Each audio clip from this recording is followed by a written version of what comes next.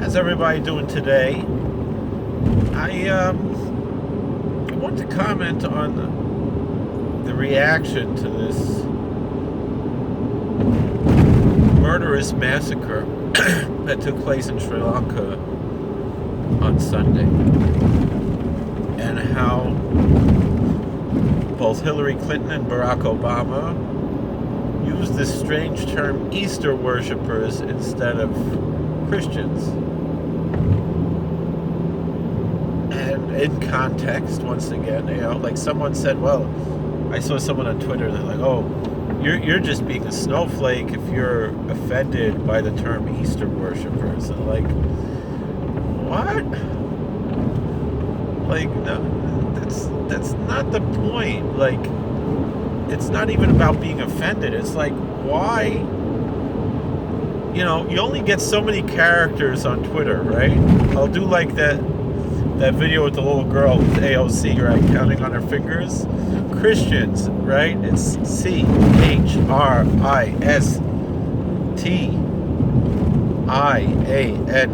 10 letters, 10 characters, right? Easter worshippers, EAS. I really EASTER space WORSHIPPERS.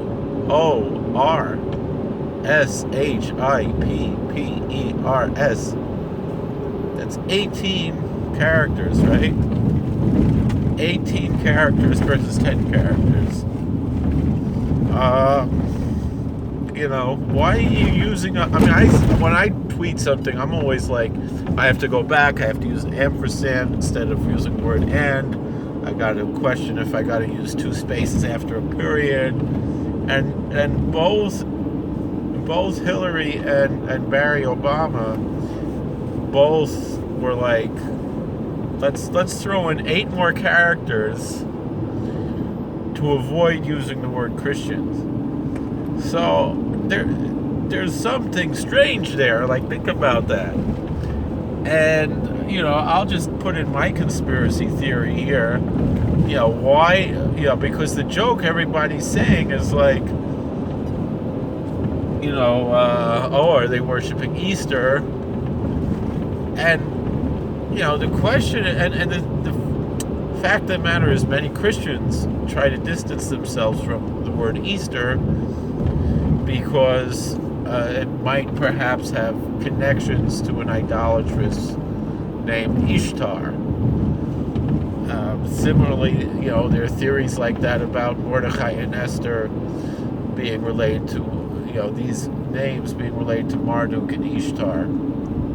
I mean, the thing is that, even if that's true, people had Persian names, people had Babylonian names in the Bible. I mean, we see in the Bible. I mean, Esther's real name, her Hebrew name was Hadassah, but she was called Esther. Someone was giving me a hard time because on Twitter I'm Rabbi Joe, and my Hebrew name is Yitzchak. Why don't I call myself Rabbi Yitzchak? Not everyone can pronounce a ches. I can't really pronounce it because really, you can't. It's like Yitzchak. I can't do it.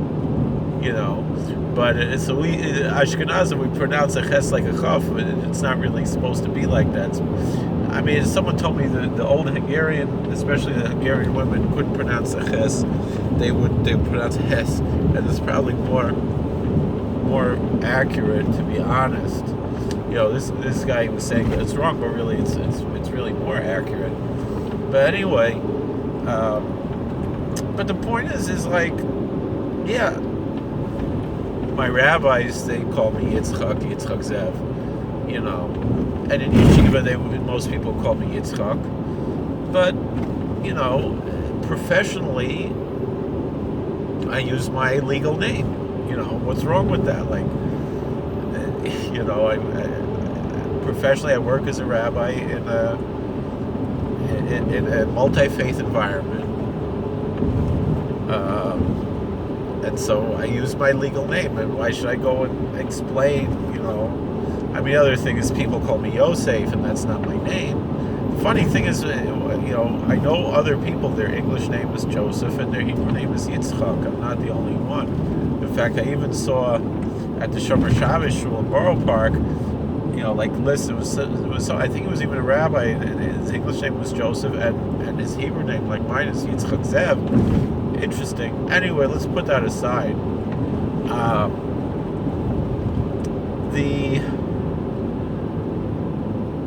But it was common for Jews to have non-Jewish names, even if they had idolatrous sources. We know Hananiah, Mishael, and Azariah, the three Hebrew children, the friends of Daniel, they were called Meshach, Shadrach, and Abednego. Abednego is an idolatrous name. It's the servant of Nego. Nego was an idol, and that was the names that they were given. And I don't know if people think about it. People give names Christopher, like Christina.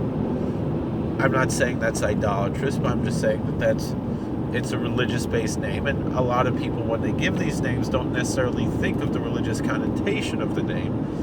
And so too, a name like Abednego might not necessarily be, people have in mind the connotation of the name. And so too, Mordechai and Esther, if indeed the etymology of those names comes from Marduk and Ishtar, they probably weren't thinking about that. And it's the same thing, like I've explained before, like a lot of Christians believe that, Saul of Tarsus, when he became a Christian, changed his name to Paul, and that's not true. Most likely he had both a Hebrew name, which maybe he was called to the Torah when the synagogue, but everyone probably called him Paul. That was his Greek name, and it wasn't about converting to Christianity. It was just a common thing for people to have multiple names.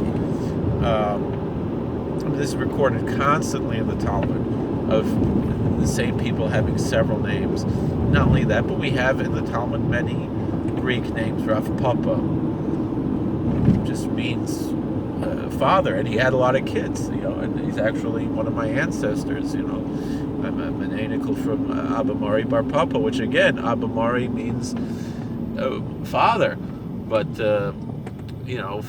father and teacher and master. So I want to say Birkas Ilanos, and these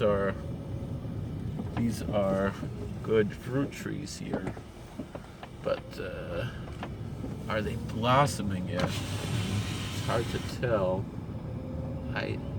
These are apple trees here. Mrs. Stomach, you could make a bracha on that, but maybe if I wait till next week, it'll be a little bit better. And now I found on my phone, on the app, the Shemichan from the Ben Ish Chai for that. Anyway, I'm wondering, going back to my conspiracy theory idea, the fact is many Christians who I know distance themselves from the name Easter. The Eastern Orthodox churches, all always use the Aramaic term, actually, of Pascha, Pesach, and the same thing in Spanish. Easter is called Pascha, spelled differently than so even the Latin Church, the Roman Church, also, obviously, in the Latin countries, they refer to Pascha, and again, Pasquale, that's the name, and it's really the root of this term is from Pesach, from Passover.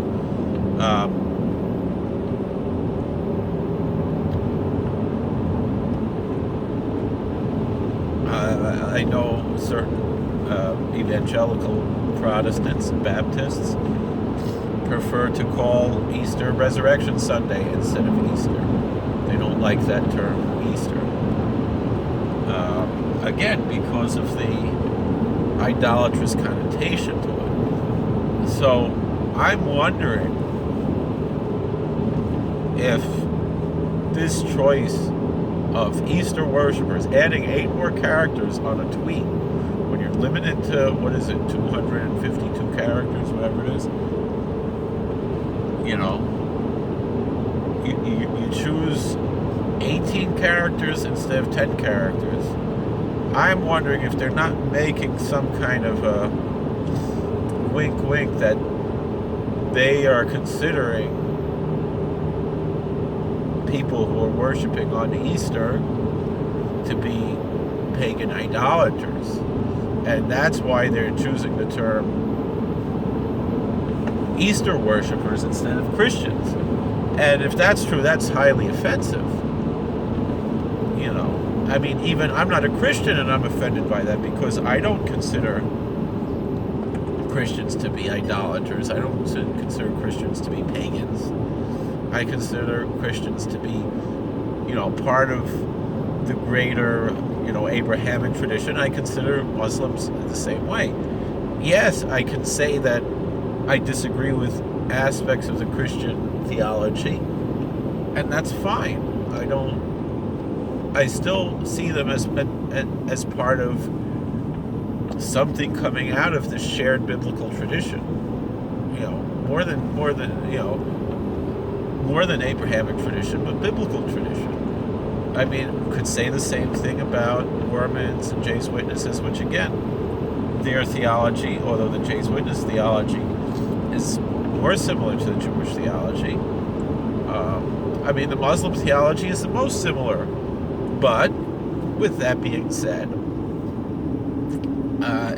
it doesn't really matter, because the biblical aspect of the traditions are different, meaning the Christians are drawing from the same text, whereas Muslims are not. I wouldn't say it doesn't matter. I mean, none of this really matters. We can live in peace with all kinds of people that we disagree with. But is that feeding into the radical Islamic view? Because modern Muslims that I know believe that Christians are fellow monotheists. And again, even though they disagree, as I do, with the doctrine of the Trinity, which again, like what I mentioned, other Christian groups that many Christians would say are not Christians. But it's not my business to decide who's a Christian and who's not a Christian. But again, many Christian groups would say that the non-Trinitarian churches are not Christians in their opinion. Certainly, I wouldn't say such a thing. But again, are they avoiding the term Christian, not just because they're uncomfortable with the term Christian, which again, I know a lot of people on the left, they're uncomfortable with the idea of Christianity. They're uncomfortable with the word Christian. They feel, that that's part of the patriarchy or whatever it is. So I hear, that's part of it. But are they actually saying, no, these people are worshiping Ishtar in their opinion, and that's why they're choosing the term Easter worshippers, not just like in the joking way that people are questioning this strange term, why are they using it, but are they actually believing that somehow, and I think a radical Muslim would adopt that view, and therefore is that part of why they're avoiding the term Christian? I understand that's far-fetched, and I don't actually believe that theory, but it's an interesting theory to put out there. Now you're going to ask, well, why did I even say it? Well, I'm saying it just because it's interesting, and because because the left is so evil that I wouldn't put it past them,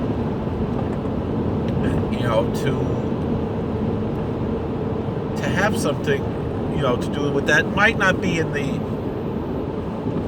radical Islamic way of they had it coming to them because they're engaging in shirk, in idolatry, but but maybe it's also in the left-wing academic sense of,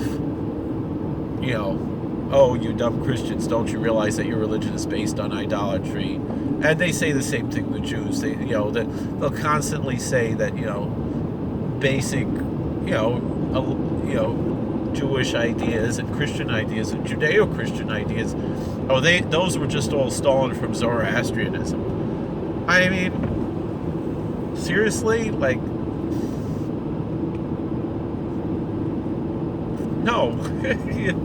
I don't need to explain why that's not true. I mean, yes, maybe the idea that many traditional Christians believe in their approach to the devil, that's maybe similar to Zoroastrianism, but it's not, and how markedly different that is than a Jewish view. But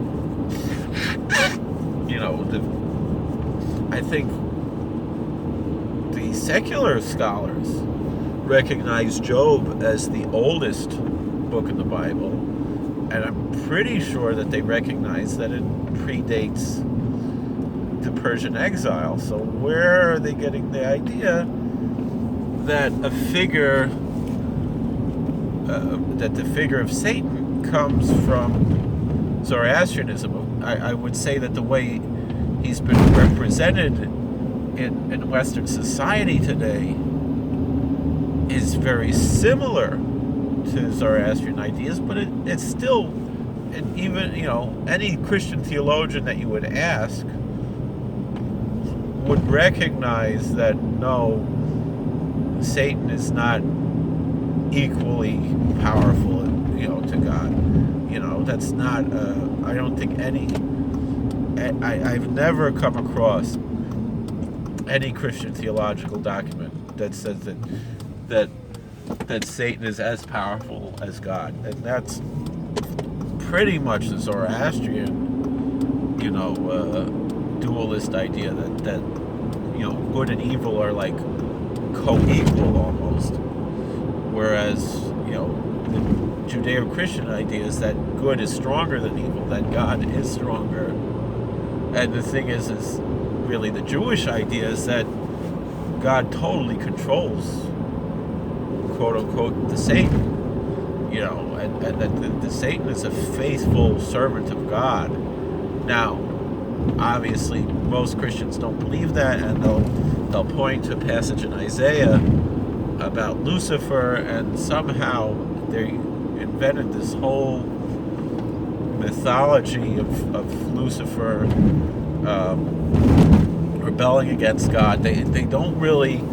It's whenever I ask them, about Job, I was like, when did this rebellion take place? Because if the serpent in the garden was the devil, was Satan, was Lucifer, and that's all the same character, and that's like after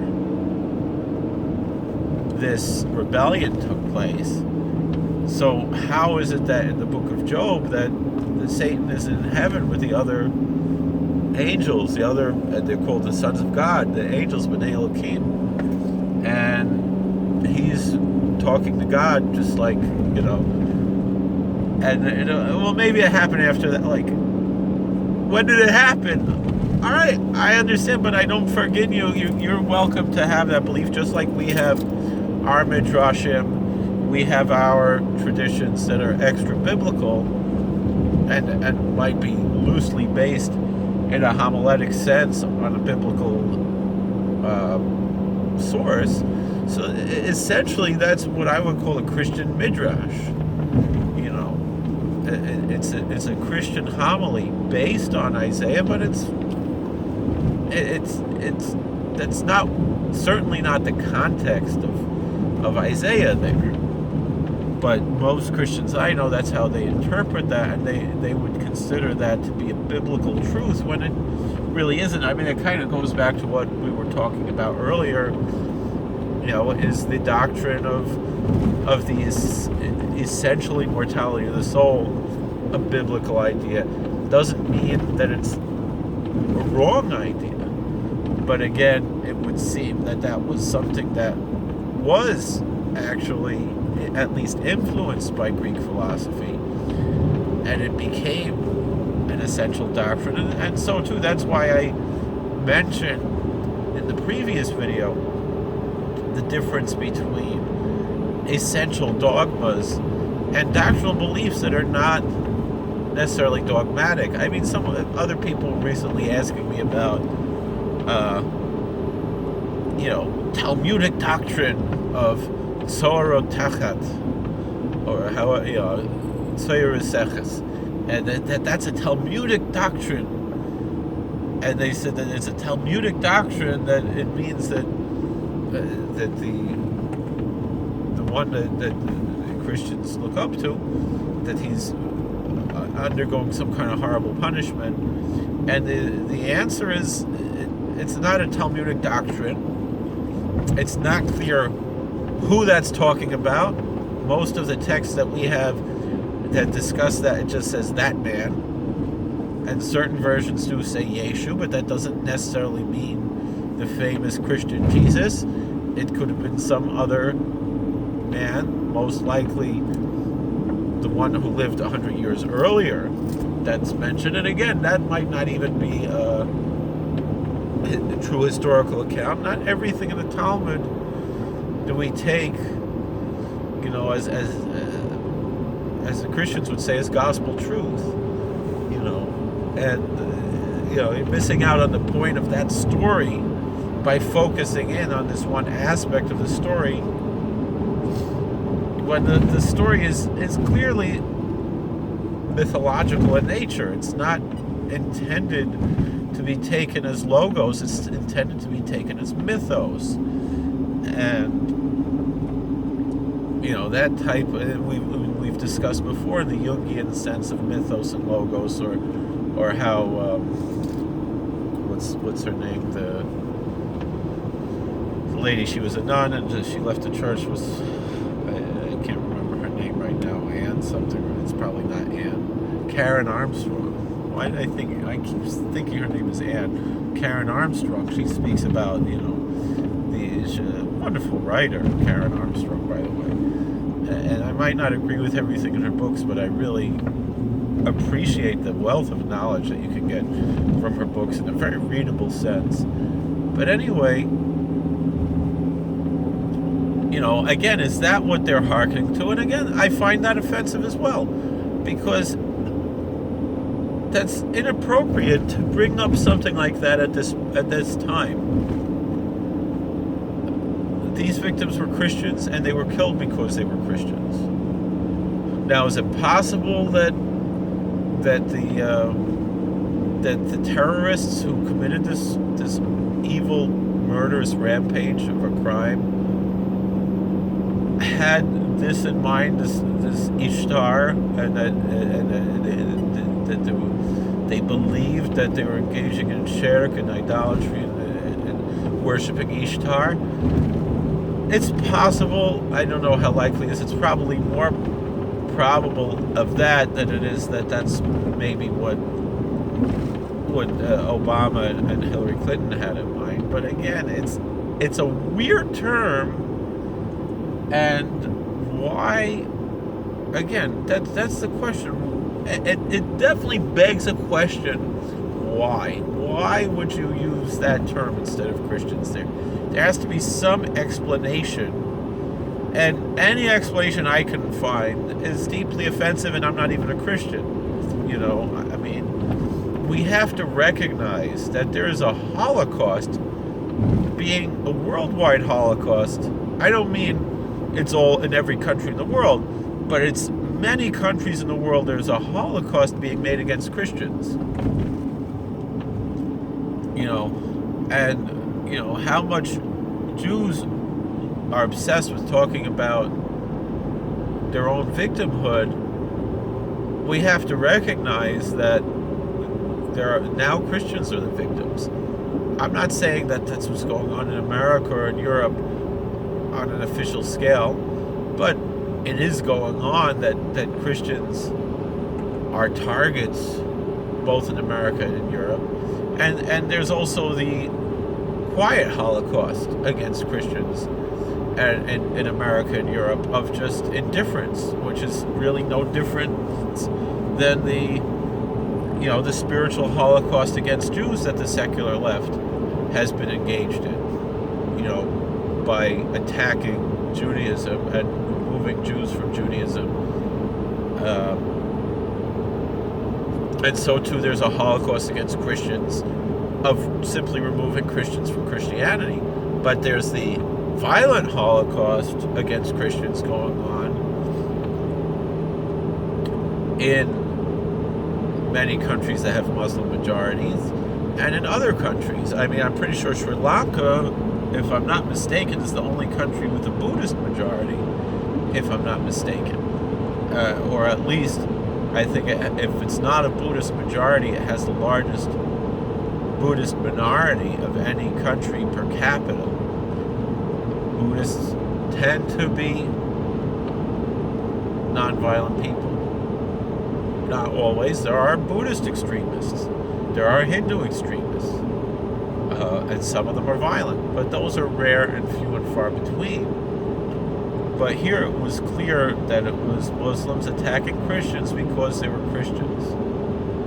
And whatever explanation there is for this weird term, Easter worshippers, I cannot think of any valid justification for it. And it's really downright offensive, hurtful.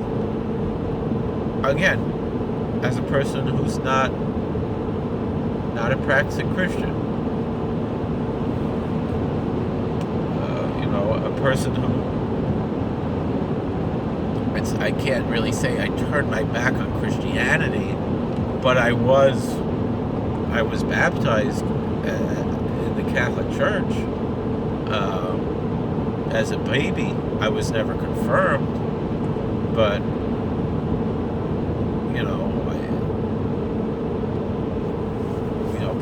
people who I know, from the Catholic Church don't have a problem, never expressed to me a problem that I chose a different path. And I respect them for that, I mean, someone recently, there are a lot of people who still imagine that we're living, 500 years ago. We're not. For the most part, Christians are our friends. And we shouldn't be walking around thinking otherwise.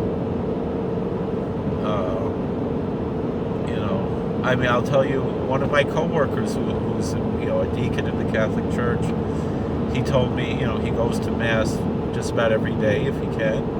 And the priest at the Mass said something about how, and it's funny because I had mentioned to him at one point how every religion tries to get away from the word religion. No religion wants to be called a religion. I said, Rabbi Victor Miller, Zecher Tzaddik Livracha, who I mentioned in the previous video, he would, make a distinction between Judaism and the religions, not the other religions, but the religions. Even though that muddies the water a little bit because so often Jewishness is expressed in a non-religious way, and Rabbi Miller was definitely against that. Rabbi Miller was strictly ultra Orthodox. So he also had an English name, Victor, but nobody ever called him Victor. I think that's a difference between the Hasidische world and the Litvische world. I mean, particularly the Hungarian Hasidim have less of a problem with using legal names professionally, whereas the Litvische and Lubavitchers, and they don't like using the English names. They're very, they're ashamed that at one point in their life they had an English name, And a lot of that has to do with historically Russia people were more persecuted, whereas in Hungary they were less persecuted. And that's again why the Hungarian Jews mostly spoke Hungarian as well as Yiddish, but they would generally be fluent in Hungarian, whereas the Polish Jews, they in the 20th century they would know Polish, but like earlier than that they would speak Yiddish, whereas the Hungarians spoke both Yiddish and Hungarian, which it's a little strange why in the Hungarian world, though, there's this, like the Hanyakisha people, they don't want to speak English, and even though traditionally it was common, but the fact of the matter was that Samarov was very uncomfortable with the fact that so many Hungarian Jews spoke Hungarian. Although there's a story that Rabbi Beryl Wein, Zolkazunzai, tells. He said that because he was very close with Samarov in Florida, he spent a lot of time with the Samarov, and Rabbi Wein said that a woman came to Samarov and said, can we trust this particular butcher? And he said, of course, his Hesachtes Hechsher. He has the kosher supervision from the Satmar community. And she said, yeah, but he doesn't speak Hungarian. And so like she felt like she couldn't trust him because he didn't speak Hungarian. It's a strange story, but culturally it makes sense. The Samarov obviously was uncomfortable with that.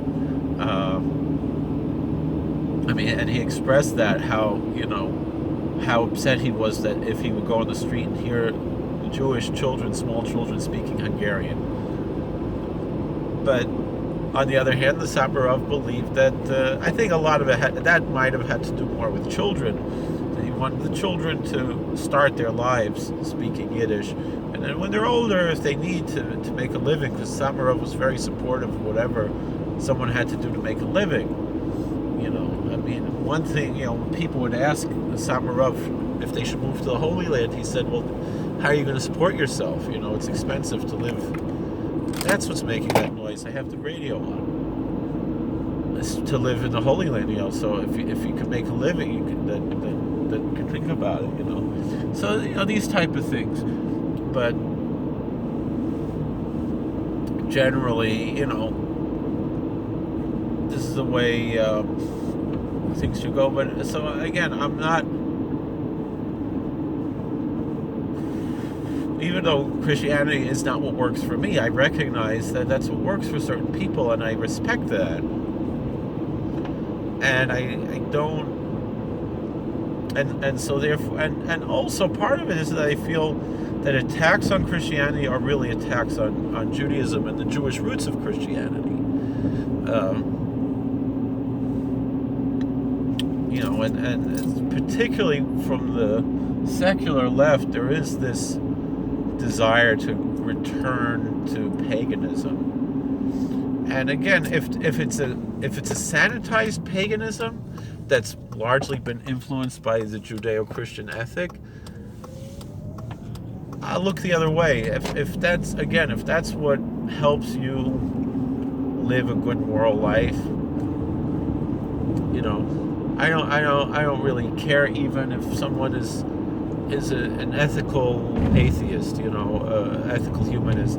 If they're actually being ethical and moral, and that's, they're not a destructive force to society.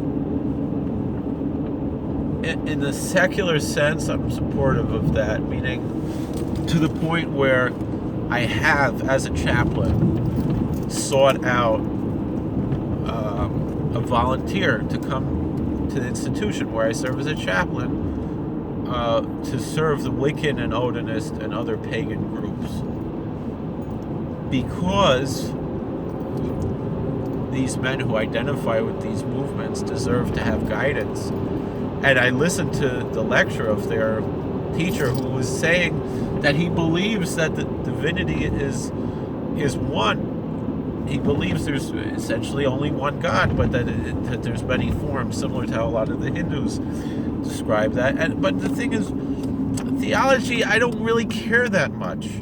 It's as a Jew, if someone identifies as a Jew and they claim to be a Jew, that's when I care about theology, because I'm a rabbi, and it's my job as a rabbi to be concerned with the theology and practices of Jews, especially if they are seeking my guidance in those matters. But when it comes to my position as a chaplain, it's not my job just to be a rabbi. Just like if I would be a plumber and also be a rabbi, and I know rabbis who are plumbers, if I'd be a lawyer, or if I'd be a doctor, and again, I know rabbis who are doctors and lawyers. If that's what your life is about, you're still going to be an ethical, good doctor because you're a rabbi. That is going to help you be a doctor, but you got to have a certain point where there's a separation between being the rabbi and being the doctor, being the rabbi and being the lawyer, being the rabbi and being the plumber. It's two different things, and they're not contradictory, and so too I'm a chaplain. But just like I went and found for the Wiccan and Odinist inmates in the institution I serve someone who can serve them and teach them according to their traditions, if the atheists in my institution were seeking out, and this was an issue that one of my colleagues in another institution said, no, that's the library should take care of that. I don't see why I should be stocking my chapel with how did I get home before my wife?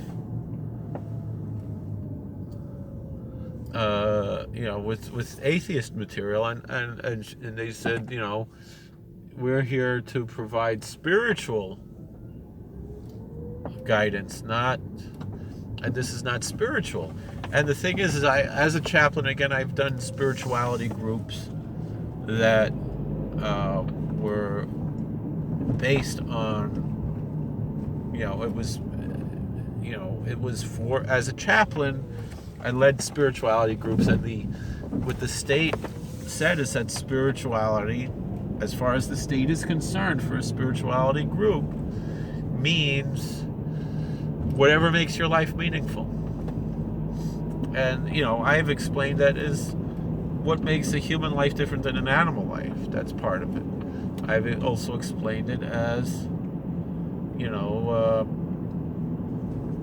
not just what makes your life meaningful, but because that's spirituality, but there's positive spirituality and negative spirituality.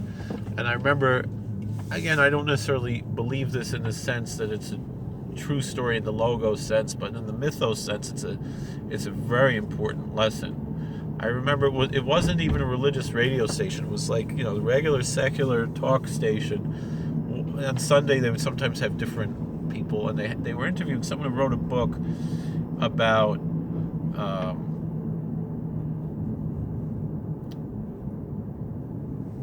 being having a near-death experience, and the guy said, this angel was showing him around in heaven, and he said he asked the angel, which religion is the true religion? And he was expecting an answer like Methodist, and the angel said, that's not the right question. He said there are good people in bad religion, and there are bad people in good religion, and there, without saying, there are good people in good religion and bad people in bad religion. But it doesn't matter what religion you are. What matters is, what are you doing? How are you living your life? And so, again, I do personally believe that there is a certain point where, yes, it matters, what religion you are. But as a public servant, that doesn't come into um, my arena as a public servant, as a chaplain. And so therefore,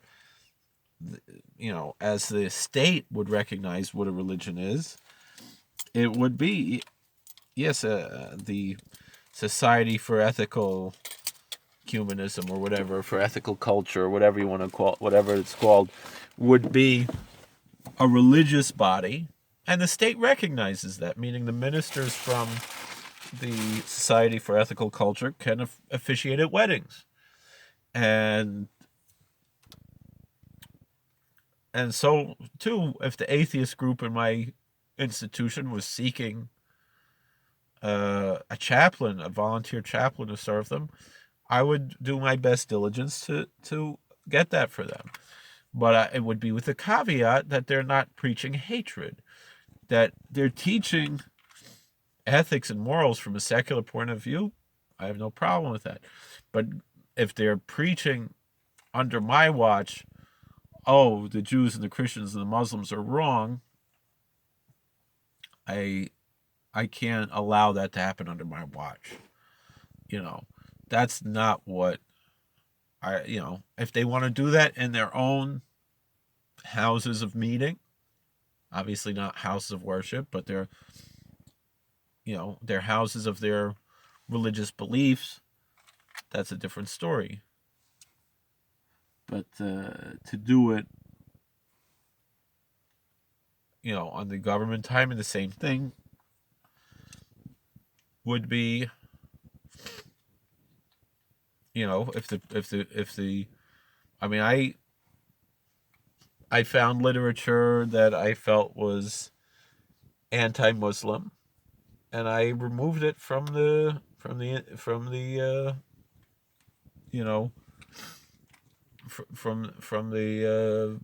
rack of literature. It was one of the first things I did when last year when I started in this job, and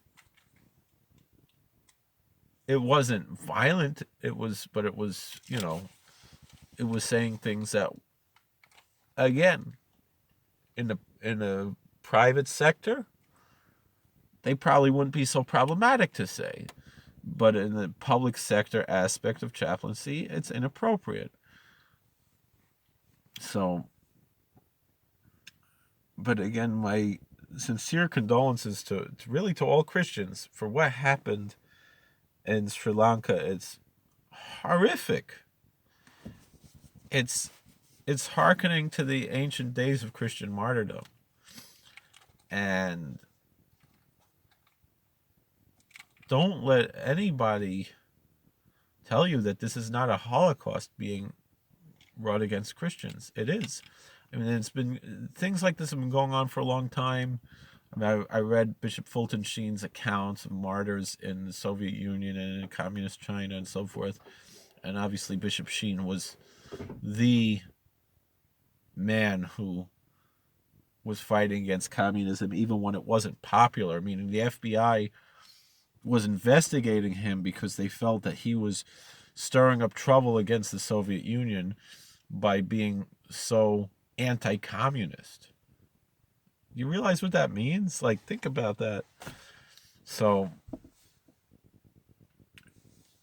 anyway, I don't understand this term Easter worshippers. You're going to use 8 more characters on Twitter when you could have just said Christians. There's something wrong with that. It's not being a snowflake to at least question what is that about. And to me, I cannot think of any explanation for that that's not offensive. It's absolutely offensive.